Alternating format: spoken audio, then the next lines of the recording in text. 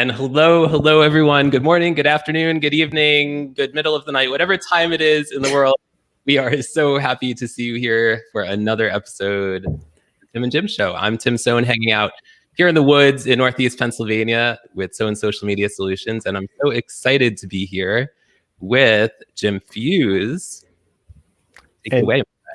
Well, Tim, how's it going today? I have to remember which way to turn to look at you because, even though we're not in the same studio, but right, it's like the Brady Bunch, right? Remember those? Some people may remember that. But no, excited to be here. Shout out to our friend Chris Stone for creating not only that incredible intro video that we released on our third anniversary show with Winnie's son, but also he's updated our graphics. You may notice we have like these nice little bevels that go around the outside. So if you're looking for something high quality, let us know. Get in touch with we can get you in touch with Chris. But I'm really excited about our guest because we get to talk about sports a little bit, and you know how me and sports are, Tim. And so, but you invited this guy, so it's all your fault. And even before we started, we were almost late because Howie started saying some stuff, and I think we were ready to almost have a geek out session. Once you go down the sports road, that could take a while.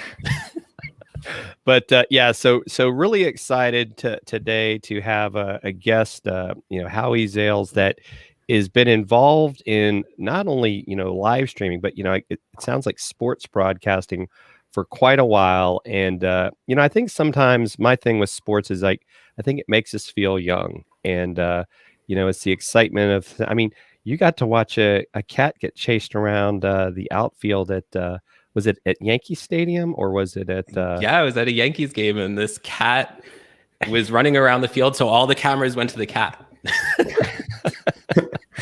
Right. So, and you were trying to catch it with your phone live. And I know it was a little bit of a challenge, right? So we have to talk about the tech there, but, let's get things started. And Howie, tell us, how did you get involved in this whole crazy world of live streaming? Tell us about Howie. Hey guys, nice to be with you. Thank you.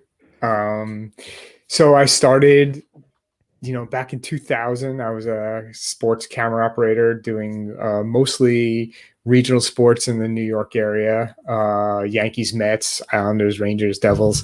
And then eventually that kind of led to doing more network level sporting events, Notre Dame football for NBC, Sunday Night Football we filled in on, and Olympics, Super Bowls, things like that. And simultaneously, I always had a company on the side where we would hire sports and entertainment crews for the same type of sporting events that I was doing.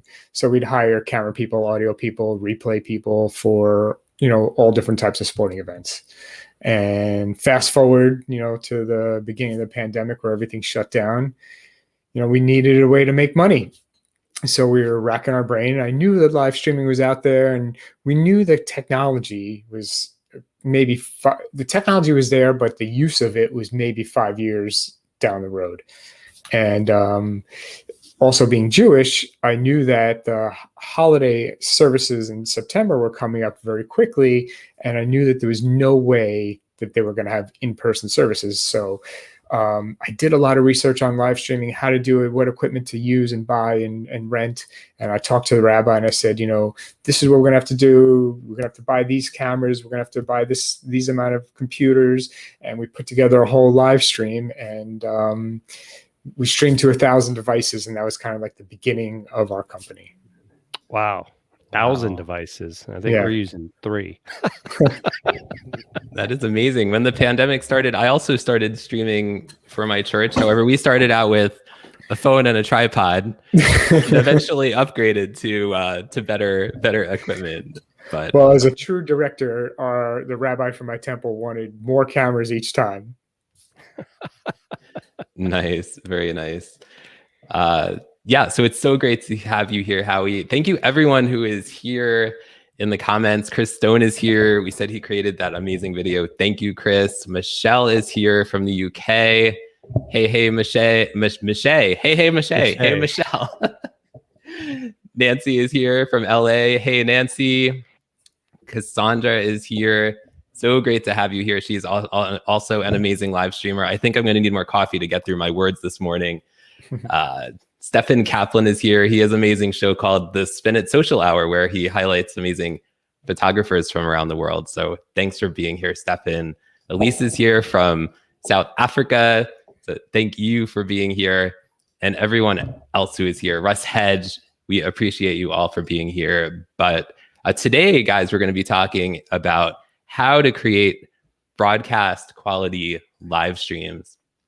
And we're super excited about that. So Jim Fuse, do you want to take away question number 1 for Howie? Yeah, so Howie, you talked a teeny bit about it, but how did you really get into the live streaming business? Yeah, so I did a lot of research. Being in the TV business, I had a huge background, obviously, and I did a lot of research on what equipment should be used, from cameras to microphones to computers, how to stream. You create the event on your computer, but how do you get it out there, and where does it go, and how do people see it? And I did a lot of research. I spoke to a lot of people, and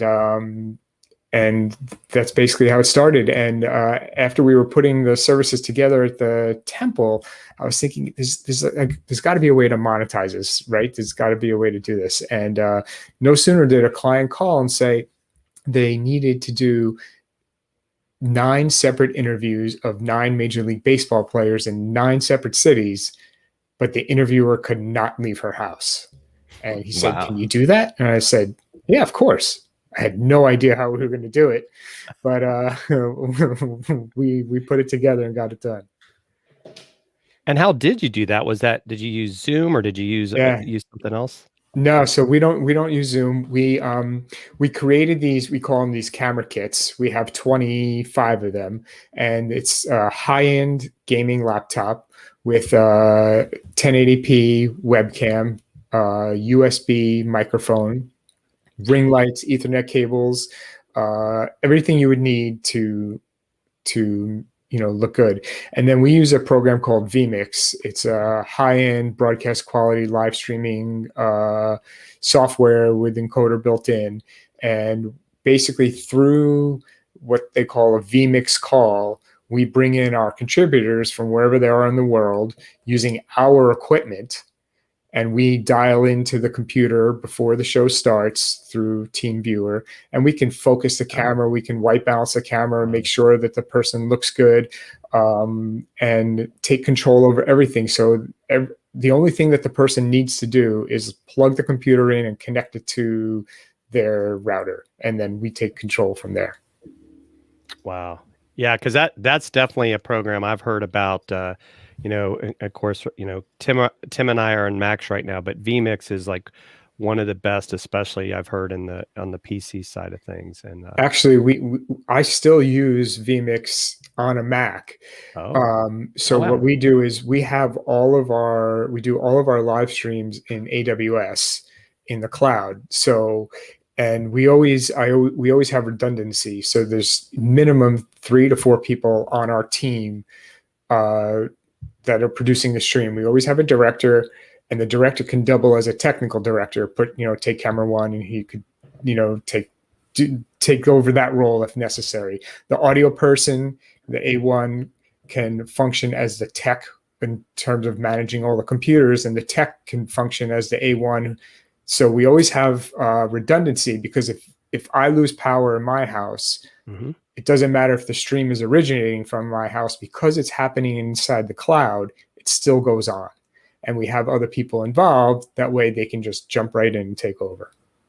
Wow. So yeah, it's a lot like StreamYard as well as in the cloud. And that's one of the things too, that even if Tim fell off, you and I would continue to go. The only problem would be because Tim's managing the show, that until he came back, we would just have to keep talking. But I'm sure you guys would talk about sports the whole time. So it'd be all good. We were doing a live stream with Magic Johnson and Charles Barkley, and Charles Barkley froze, and Magic Johnson was like knocking on the and Charles was just like sitting there just like that. And we all like panicked for half of a second, but we took him offline, fixed his issues, and then got him back. Very cool. Yeah, that's amazing. That's amazing. So Howie, when do you think it's important to have, well, first of all, how would you describe broadcast quality live streams? Like what are the characteristics of one? And when do you think it's important to have that kind of quality? Is it important for like larger brands or sports teams, or should entrepreneurs worry about that so much? Talk a little bit about that. Yeah, I think no matter what you're doing, right, it should look good. It kills me when you're like watching the news and you have contributors at their house and the bookcase behind them is in focus and they're out of focus. Right. Or the lighting is like half their faces in the shadow. It's so easy to make someone look good that it's a shame when someone doesn't. So broadcast quality to me means obviously that they're in focus, that the lighting is correct, the color temperature matches the light, and that there's no shadows, that there's no shadows on the wall, that their internet doesn't freeze, things like that. And then the quality of the production, right? We rehearse and rehearse and rehearse and rehearse our shows so there's no mistakes. And if there is a mistake, only we know about it. The person at home or watching has no idea. Right. Yeah, that's such great information. And guys, as we go along, let us know what questions you have for Howie about broadcast quality live streams. Jim, do you want to take question number 3 for Howie?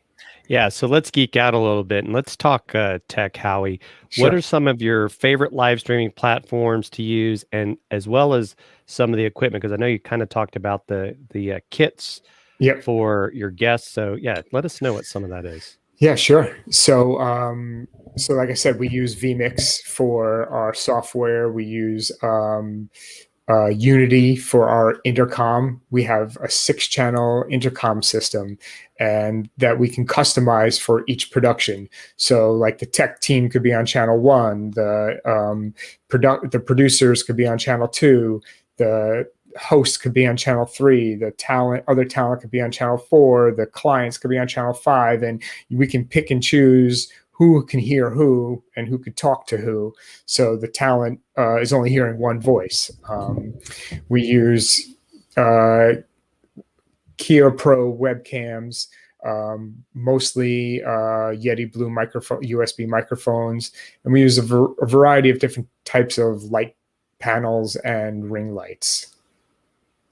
Wow. And Asus gaming, ROG, Republic of Gamers laptops.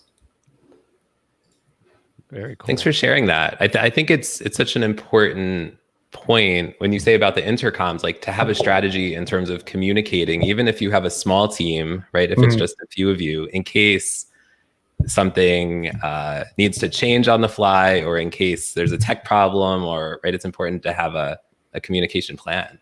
Yeah, and if we want to move the talent along to the next question, the director can get into the ear of the talent, say, when we're not on his or her camera, hey, move on to the next question, or someone had a question, or the client would like you to say this instead of that, things like that. And real quick too, you did mention that you actually are able to use a Mac with vMix. Yeah, so although vMix is a Windows-based software, if you have it in AWS, that is a Windows-based computer in the cloud. And so I basically log into my AWS account and my Windows computer opens in AWS. Oh, wow. So you're not even running parallels. You're just running it through. Wow. Yeah. I'm literally just logging into the cloud. Wow. Do you have a video on that? Absolutely. Awesome.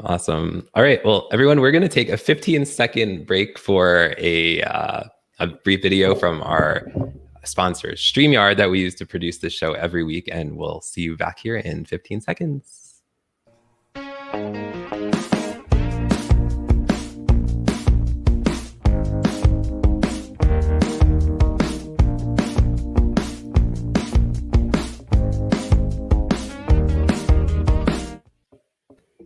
And everyone. We are back. We're back on the Tim and Jim show with Howie Zales today, talking all about broadcast quality live streaming. We're so grateful for all of you who are here from everywhere, from LA to South Africa to everywhere in between. So we appreciate you all so much for taking out time to be with us.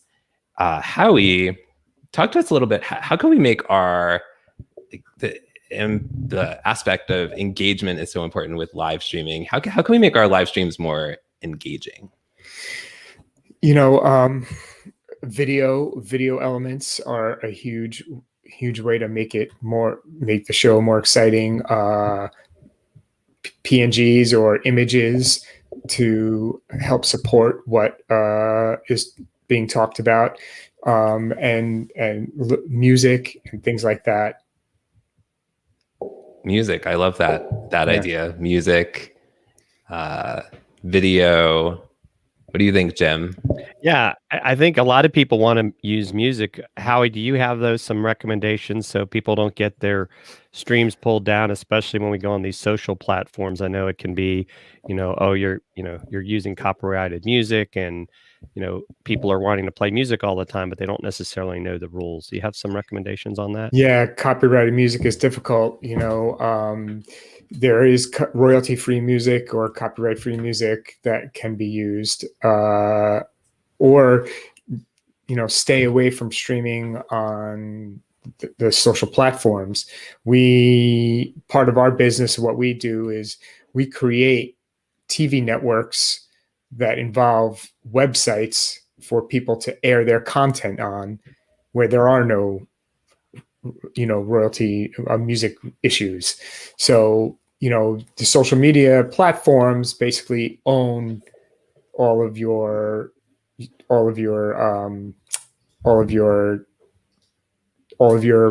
people. So if the Right. algorithms change, they may not see your content anymore.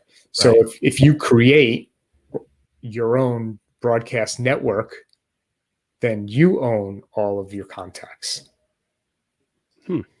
Yeah, that's a great point. And I think too, now, do you guys ever stream to Vimeo? Is that a place you ever use, or? Once in a while, but we're getting into, like I was just saying, the content delivery network, because again, there's no issues with what you stream because you own it, and we can white label the player. So when you are watching a Vimeo or a YouTube, right, it's looks like a Vimeo, has a Vimeo colors, has a Vimeo graphics. Same with YouTube, right?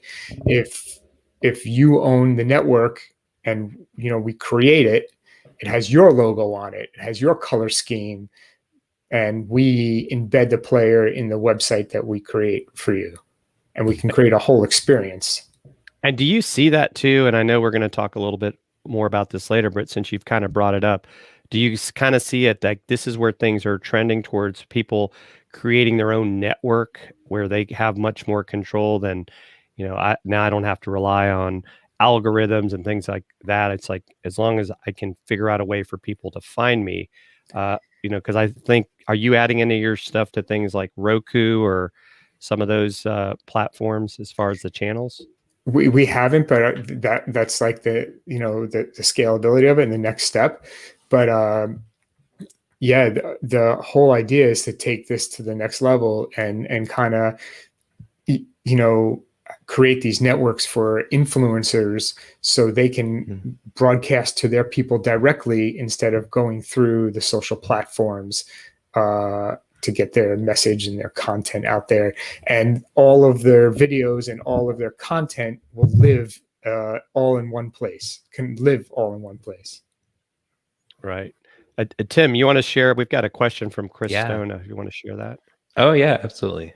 Chris says, what are some of the audio tips that you share with your clients in order to alleviate echo and room noise in their remote locations, Howie?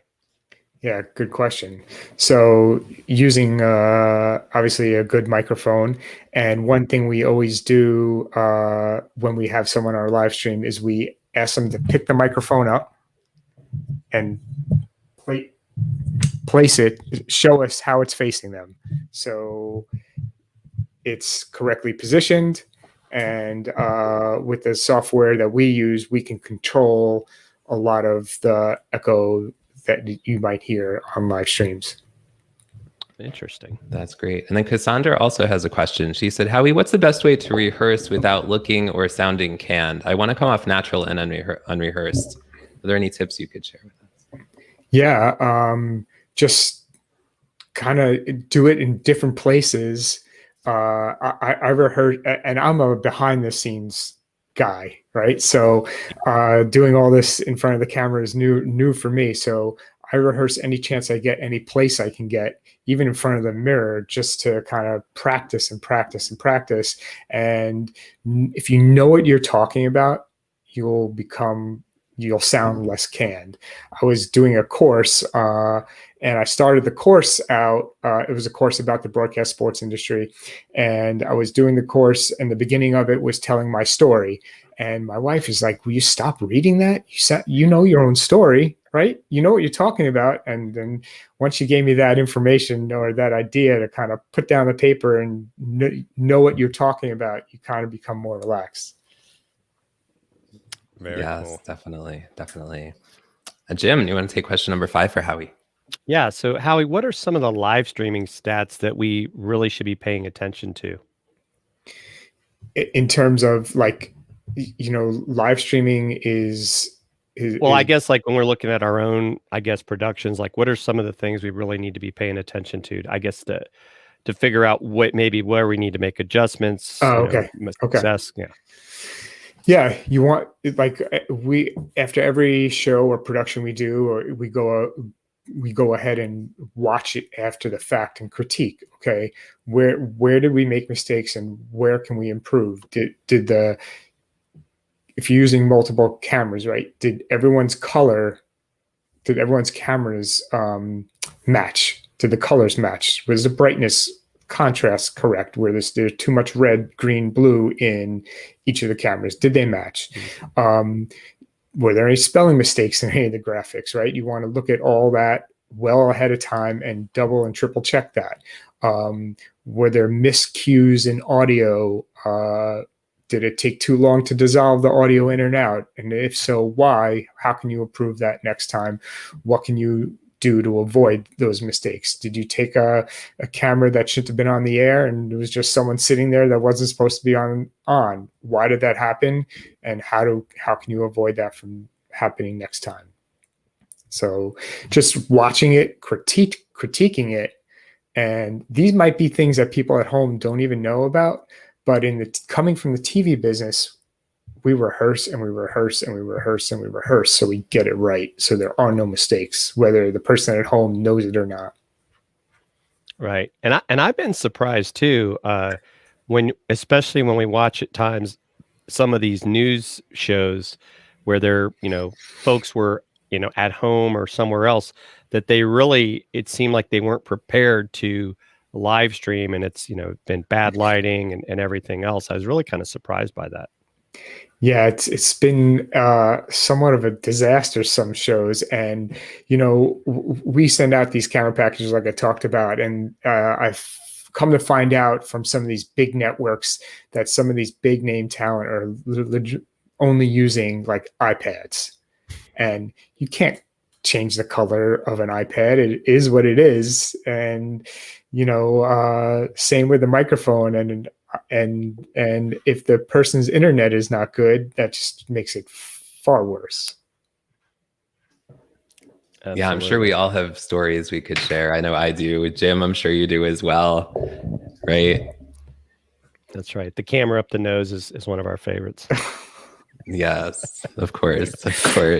Yes. Howie, talk a little bit in terms of the year plus has been an interesting time for many reasons, but live streaming has really come alive. I know I was trying to get clients to do live streaming several years before the pandemic started. What kind of just has been your thoughts in terms of live streaming in general, like throughout the pandemic, but what do you see like going forward in terms of live streaming? Are there any trends you're seeing, things like that? Yeah, good question. I think that like the hybrid event or events is where it's going now and where it's continue to scale. If you had an event where 1,000 people would normally show up, now it may only be 250 people show up in person. So the production in person is important, but the technology to live stream it is even that much more important, because you can still charge for all those people that aren't showing up.